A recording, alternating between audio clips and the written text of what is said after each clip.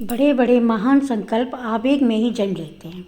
कहाँ तो निर्मला भय से सूखी जाती थी, कहाँ उसके मुख पर दृढ़ संकल्प की आभा झलक पड़ी। उसने अपनी देह का ताज़ा खून देने का निश्चय किया।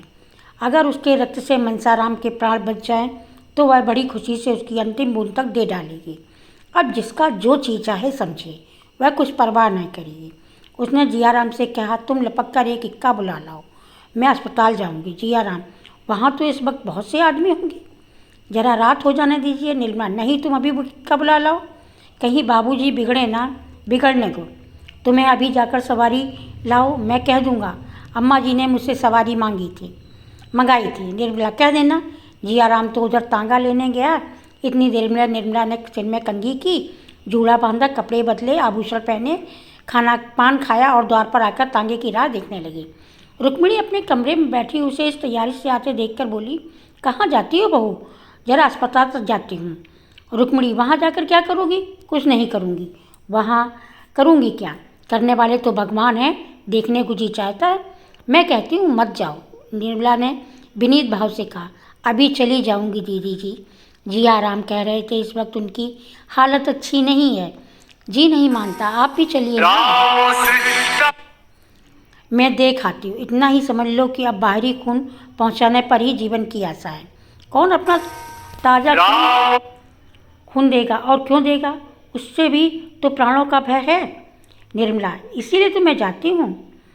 मेरे खून से क्या काम नहीं चलेगा? रुक्मिणी, चलेगा क्यों नहीं? जवान ही का तो खून चाहिए, लेकिन तुम्हारे खून से मनसाराम की जान बचे, इससे यह अच्छा है कि उसे पानी में बहा दिया जाए। तांगा आ गया। निर्मला और जियाराम दोनों जा बैठे। तांगा चला। रुक्मिणी द्वार पर बहुत देर तक खड़ी रोती रही। आज पहली बार उसे निर्मला पर दया आई। उसका बस होता तो वह निर्मला को बांध रखती। करुणा और सहानुभूति का आवेश उसे कहाँ लिए जाता है, वह अप्रकट रूप से देख रही थी। आह, यह दुर्भाग्य की प्रेरणा है, यह सर्वनाश का मार्ग है। निर्मला अस्पताल पहुंची तो दीपक जल चुके थे। डॉक्टर लोग अपनी राह देकर विदा हो चुके थे। मनसाराम का ज्वर बहुत कम हो गया था। वह टकटकी लगाए हुए द्वार की ओर देख रहा था। उसकी दृष्टि उन्मुक्त आकाश की ओर लगी हुई थी, मानो किसी देवता की प्रतीक्षा कर रहा हो। वह कहाँ है, किस दिशा में है, इसका उसे कुछ ज्ञान नहीं था। सहसा निर्मला को देखते ही वह चौंक कर उठ बैठा।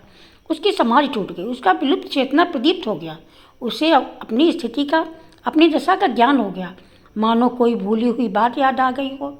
उसने आंखें फाड़कर निर्मला को देखा और मुंह फेर लिया।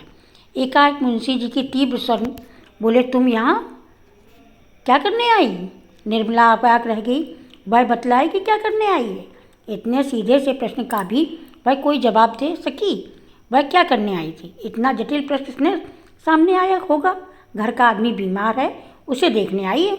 यह बात क्या बिना पूछे मालूम न हो सकी? फिर प्रश्न क्यों? वह हद बुद्धि से खड़ी मनोसंज्ञाहीन हो गई। उसने दोनों लड़कों से मुंशी जी के शोक और संतप्त की बातें सुनकर अनुमान लगा लिया था कि अब उनका दिल साफ हो गया। अब उसे ज्ञात होगा कि यह भ्रम था। हाँ, यह महाभ्रम था। मगर वह जानती थी आंसुओं की दृष्टि ने ही संदेह की अग्नि शांत नहीं की है, तो वह कदापि न आती। वह कुड़ कुड़ कर मर जाती, घर से पाँव ना निकालती। मुंशी जी ने फिर यही प्रश्न कहा, तुम यहाँ क्यों आई हैं? निर्मला ने निशंक भाव से उत्तर दिया, आप यहाँ क्या करने आए हैं? मुंशी जी के नथने फटने लगे। वह झल्लाकर चारपाई से उठे और निर्मला का हाथ पकड़कर बोले, तुम्हारे यहाँ आने की जरूरत नहीं है, जब मैं बुलाऊं तब आना, समझ गई? अरे, यह क्या अनर्थ हुआ? मनसाराम जो चारपाई से हिल भी न सकता था, उठकर खड़ा हो गया और निर्मला के पैरों पर गिर कर रोते हुए बोला, अम्मा जी, इस अभागे के लिए आपको व्यर्थ इतना कष्ट हुआ। मैं आपका स्नेह कभी भी न भूलूंगा। ईश्वर ने मेरी यही प्रार्थना कि मेरा पुनर्जन्म आपके गर्भ से हो, जिससे मैं आपके हृदय से उऋण हो सकूं। ईश्वर जानता है, मैंने आपको विमाता नहीं समझा। मैं आपको अपनी माता समझता था। आपकी उम्र मुझसे बहुत ज़्यादा ना हो, लेकिन आप मेरी माता के स्थान पर थीं। मैंने आपको सदैव इसी दृष्टि से देखा। अब नहीं बोला जाता अम्मा जी, क्षमा करिए, यह अंतिम भेंट है। निर्मला ने अश्रु प्रवाह को रोकते हुए कहा, तुम ऐसी बातें क्यों करते हो? 2-4 दिन में अच्छे हो जाओगे। मनसाराम ने क्षीण स्वर में कहा, अब जीने की इच्छा नहीं, न बोलने की शक्ति है। यह कहते कहते मनसाराम अशक्त होकर जमीन पर लेट गया। निर्मला ने पति की ओर निर्भय नेत्रों से देखते हुए कहा, डॉक्टर ने क्या सलाह दी है? सबके सब भंग खा गए हैं। कहते हैं ताज़ा खून चाहिए। निर्मला, ताज़ा खून मिल जाए तो प्राण रक्षा हो सकती है। मुंशी जी ने निर्मला की ओर तीव्र नेत्रों से देखा, कहा, मैं ईश्वर नहीं हूँ और ना ही डॉक्टर हूँ जो ईश्वर को समझता हूँ। ताज़ा खून तो ऐसी अलभ्य वस्तु नहीं, आकाश के तारे भी तो अलभ्य नहीं। मुझ के सामने खंडक क्या चीज़ है। मैं अपना खून देने को तैयार हूँ, डॉक्टर को बुलाओ। मुंशी जी ने विस्मित होकर कहा, तुम?